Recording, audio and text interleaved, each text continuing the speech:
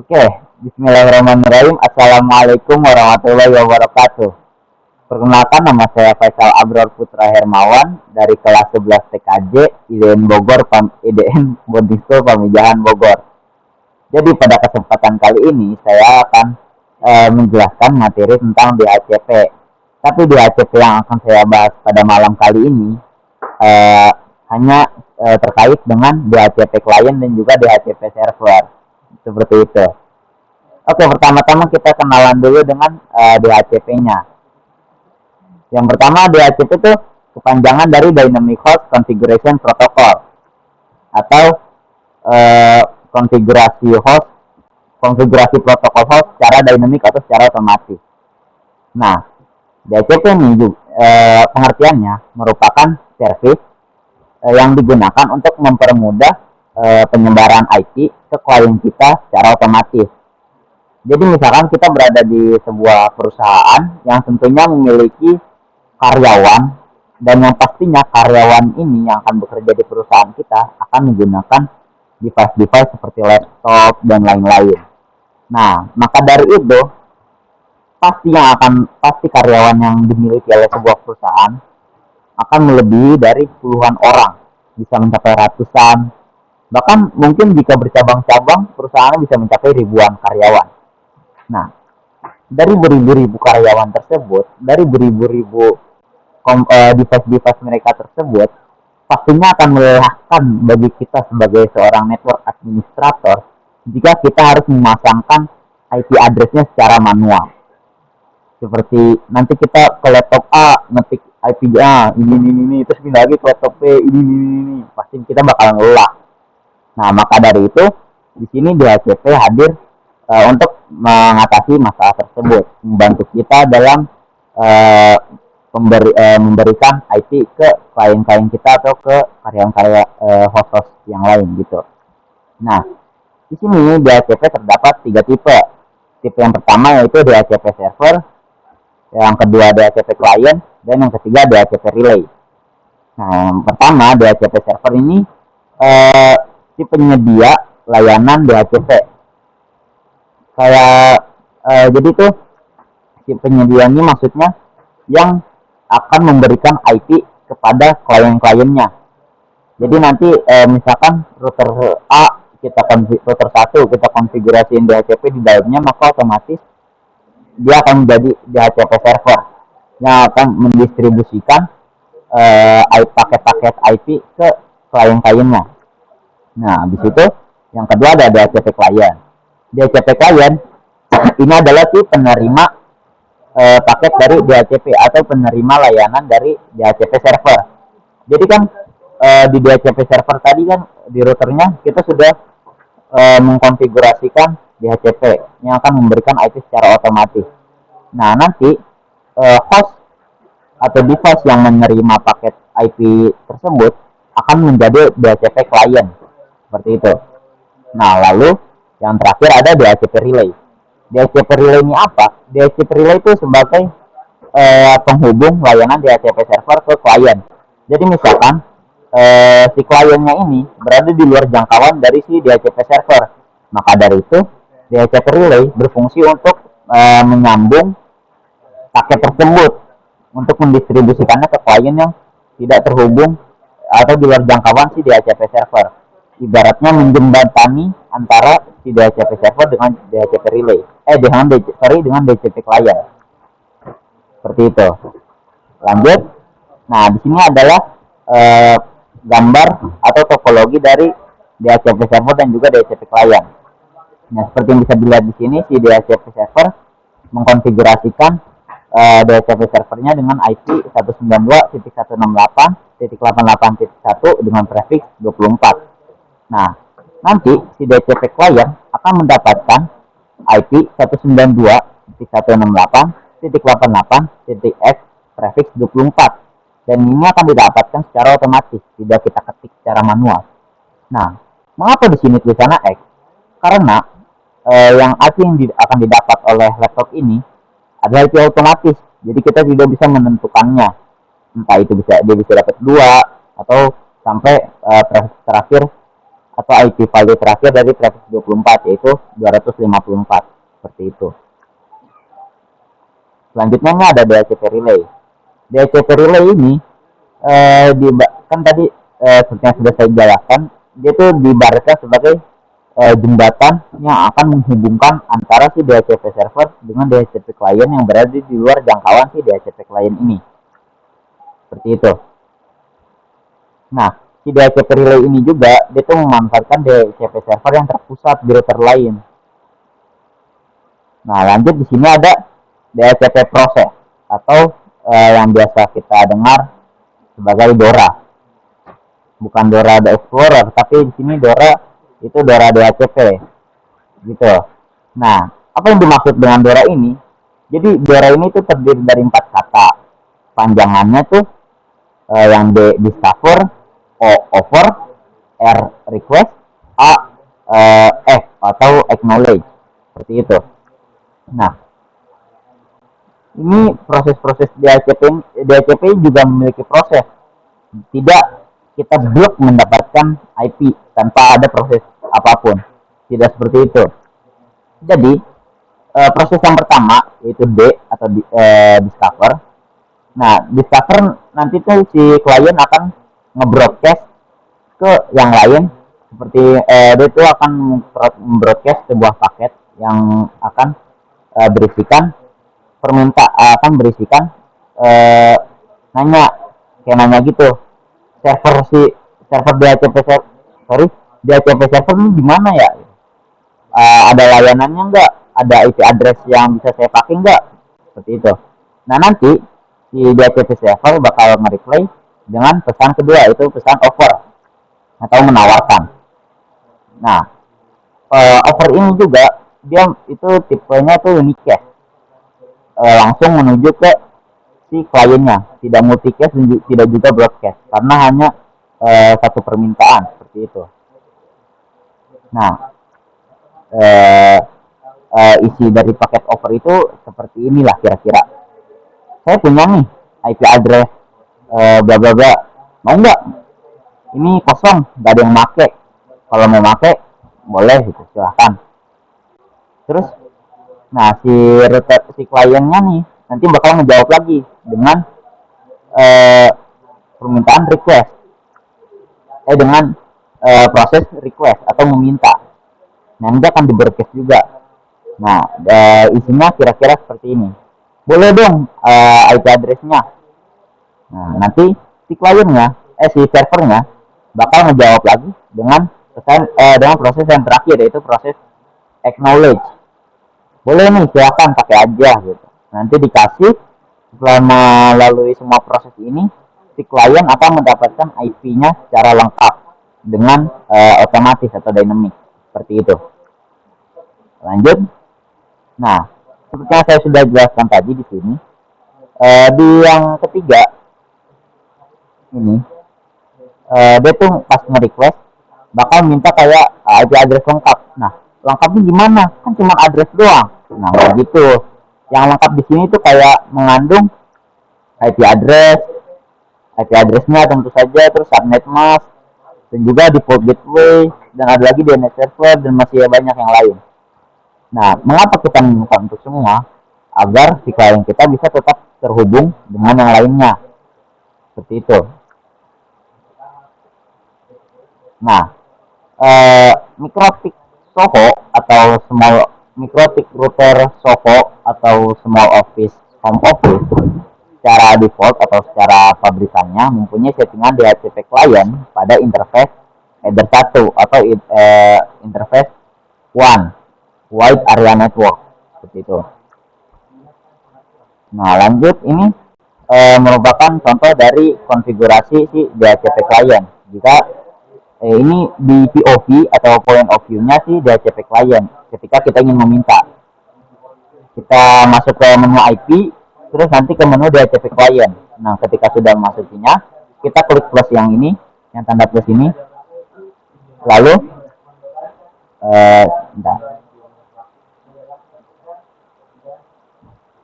kita klik plus yang ini nih. Nah, setelah itu nanti akan muncul yang ini, window yang ini.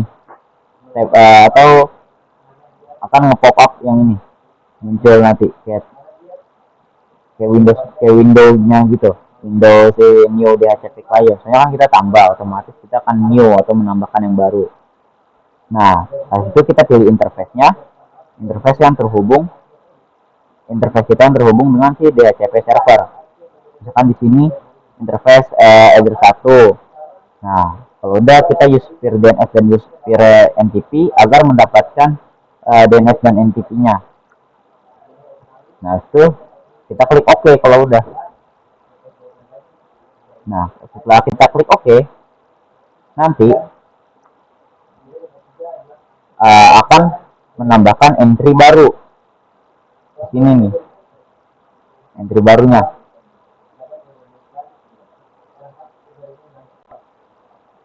Ini seperti sudah lengkap gini. Kalau yang interface yang kita masukin di sini benar, nanti dia akan secara otomatis muncul nih IP address-nya, terus DNS user DNS-nya, user NTP-nya, terus statusnya bakalan bound. Bound ini bisa kita artikan sebagai terhubung, seperti itu. Jika interface yang kita masukkan benar. Kalau misalkan interface kita yang tersambung dengan si DHCP server nih interface address 1, tapi kita masukin di sininya address 2 misalkan, itu otomatis kita nggak bakalan dapet, karena DHCP servernya itu ngirim paketnya ke interface address 1, bukan ke interface address 2, seperti itu. Nah, setelah kita mendapatkan, kita bisa melihat statusnya dengan cara mengklik double klik ke entry yang ini, nanti dia akan muncul window yang ini.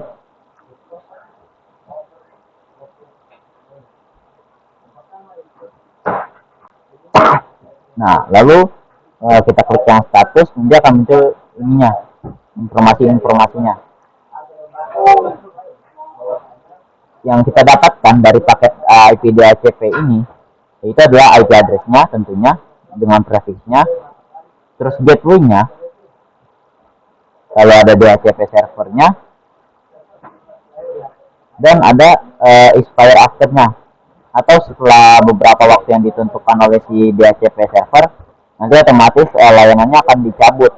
Nah, kalau udah dicabut gini, kita bisa aja dapat lagi. Tapi pas kita dapat lagi, belum tentu kita mendapatkan IP address yang sama, bisa jadi sudah berubah seperti itu. Oke, kita lanjut. Sekarang ada di DHCP client peer DNS. Ini yang sudah saya jelaskan tadi. Jika kita mengaktifkannya, maka kita akan mendapatkannya secara otomatis dynamic servernya, DNS-nya kita akan mendapatkannya secara otomatis. Gitu. Nah, lanjut sini kita masuk ke bagian DHCP server. Nah, DHCP server secara otomatis akan memberikan IP address yang valid yang bisa digunakan ke host yang merequest. Jadi misalkan ada dua laptop yang terhubung. Misalkan ada dua laptop yang terhubung ke DHCP server, ke si servernya nih. Oke. Nah, ada dua klien yang terhubung. Nah, pertama ada klien 1 dan ada klien 2. Nah, misalkan si klien 1 nih meminta IP address ke si server, meminta layanan DHCP, maka otomatis si server akan menjawabnya dengan memberikannya sesuai dengan proses yang tadi saya sudah jelaskan, itu proses Fedora. Nah, akan tetapi jika si klien kedua tidak memintanya, atau dia setting di device-nya itu dengan konfigurasi IP secara statik, tidak dengan DHCP, maka maka dia tentunya tidak akan mendapatkan IP-nya, karena dia di device-nya ini akan mengkonfigurasikan IP address secara manual, tidak secara otomatis. Maka dari itu, si layanan DHCP tidak akan mengirimkan IP address-nya, karena dia ingin melakukannya secara manual, ingin mengkonfigurasi IP address secara manual. Seperti itu. Nah, lanjut. sebelum setting DHCP server, pastikan interface tersebut sudah tersetting IP address. Nah, jadi misalkan kita nge-setting DHCP server nih, yang tadi nih, ini kan kita dapat IP-nya. Nah, ini kita udah dapat IP-nya karena di interface yang terhubung, interface address satu kita yang terhubung dengan si server, itu interface sudah dikonfigurasikan IP address. Maka dari itu tentunya dia akan mendapatkan IP address ya. Jadi misalkan kita di sini. Nah, bukan. Ya di sini. Nah, di sini kan di interface kedua kita mengkonfigurasikan IP 192.168.88.1 dengan prefix 24. Nah, maka yang akan kita setting DHCP servernya itu sesuai dengan IP yang sudah kita konfigurasi di interface kita. Jangan kita konfigurasi di DHCP servernya yaitu IP-nya 10.10.1 gitu misalkan.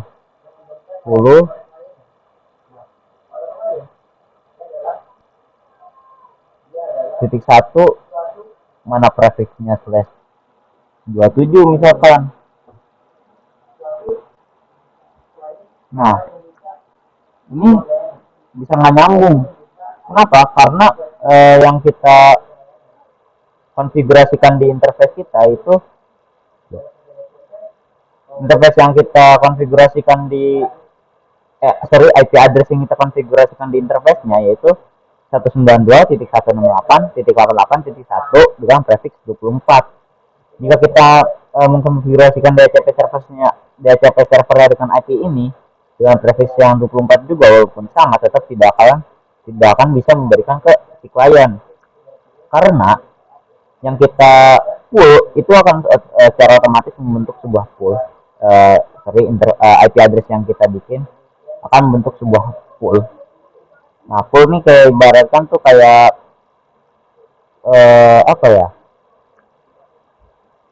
apa sebutannya, kayak ini ya kelompok yang bakalan dikasih itu dari range ini ke range ini, itu misalkan pool 1, terus pool 2 lanjutannya dari range ini ke range ini, nanti kan di kualitas ya terpisah begitu. Nah, jadi kita kan poolnya harusnya yang ini, tapi kita konfigurasinya 10.1 itu nggak akan muncul karena bukan prefixnya, karena bukan IP poolnya. Seperti itu. Lanjut, untuk mengonfigurasikan DHCP server, gunakan perintah DHCP setup pada menu IP DHCP server. Nah, ini akan dijelaskan di sini nih di winbox-nya. Kita ke menu IP, ke menu DHCP server, lalu cek yang DHCP setup. Nah, di sini kita milih server interface-nya, itu yang terhubung dengan klien kita. Jangan yang terhubung dengan yang lain. Misalkan gak ada interface 3 nih nggak terhubung kemana-mana, tapi kita milihnya yang ini, otomatis si layanan DHCP-nya nggak bakal keluar karena dia nggak terhubung kemana-mana kan. Makanya kita setnya di DHCP server interface yang terhubung dengan klien. Lalu setelah kita klik next, akan langsung muncul akan lanjut ke DHCP address space. Nah, ini kita isi dengan network IP address yang tercantum di interface kita. Lalu setelah itu kita klik next, jangan lupa dengan prefixnya, kita klik next. Lalu di sini dia diminta untuk memberikan DHCP gateway untuk DHCP network. Nah, kita isi gateway-nya, kita bisa isi dengan IP address-nya si DHCP server, yaitu yang di interface header 3-nya, yaitu 188.1 192.168.1 tidak perlu prefix. Lalu di sini kita klik next, akan muncul list time. Nah, list time-nya apa? List time ini kayak waktu expired. Jadi kan kita kan memberikan layanan IP address secara otomatis. Nah, nanti juga ada list time-nya atau waktu expired-nya. Misalkan dalam rentang waktu berapa menit IP-nya akan diambil lagi. Nah, kalau kita masih memintanya secara otomatis, akan diberikan lagi oleh si server, tapi dengan IP address yang belum tentu sama. Bisa jadi sama, bisa jadi tidak. Seperti itu. Lalu kita klik next, akan diminta untuk memberikan DNS server. Nah, di sini kita bisa memberikan DNS server Google, lalu kita klik next lagi, yaitu address to give out, atau bisa kita aktifkan juga dengan full IP address yang akan kita berikan. Nah, address to give out ini maksudnya IP address yang akan kita berikan ke si klien. Seperti yang bisa dilihat ini, kita akan memberikan semua IP address yang tersisa, yaitu dari rentang 192.168.88.2 sampai 192.168.88.254. Lalu kita klik next. Nah, jika sudah, kita sudah berhasil men-setup DHCP servernya seperti itu. Nah, langkah-langkah yang tadi kita lakukan adalah langkah-langkah untuk mengemulasi atau mengumpulkan paket-paket si DHCP server, si DHCP yang akan dikirimkan ke DHCP klien. Ini isi-isi dari paket-paket IP yang akan dikirimkan ke si klien. Oke, mungkin cukup sekian dari saya. Terima kasih banyak. Wassalamualaikum warahmatullahi wabarakatuh.